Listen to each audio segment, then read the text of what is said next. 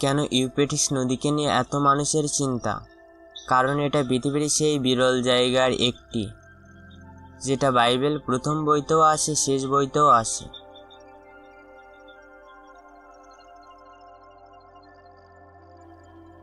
Euphrates হাজার বছরের বেশি সময় ধরে মেসোপটেমিয়াদের আর ইরাকের সভ্যতা জ্বালানি দিয়েছে, কিন্তু এখন খবর আছে এই নদী দ্রুত শুকিয়ে যাচ্ছে। ইরাকের পানির সংগ্রহ 80 বছরের মধ্যে সবথেকে কমে গেছে।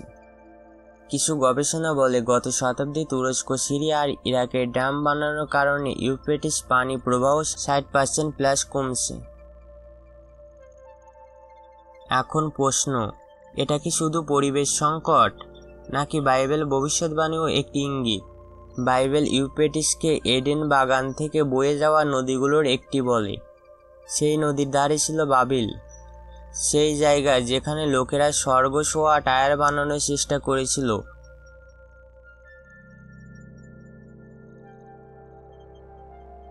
এবং ঈশ্বর তাদের ভাষায় বিভ্রান্ত করে দিয়েছিলেন।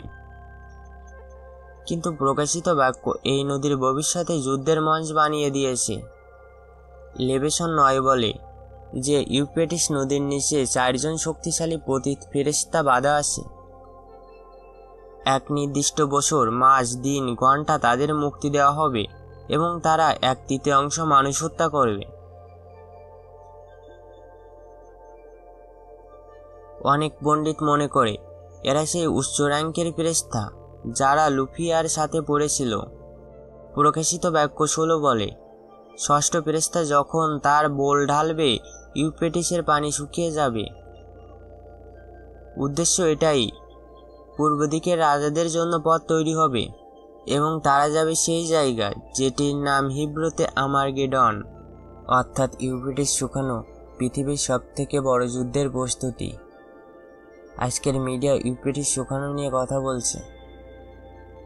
কেউ বলছে 2040 সালের মধ্যে নদী পুরোপুরি শুকিয়ে যেতে পারে। বাইবেল বলে শেষ সময়গুলো ভয়ঙ্কর সব জিনিস আসবে।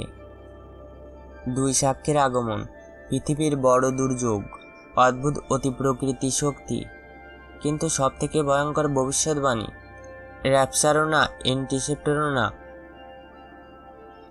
বরং সেই 4 দুষ্ট ফেরেশতা যারা ইউফ্রেটিসের নিচে অপেক্ষা করছে।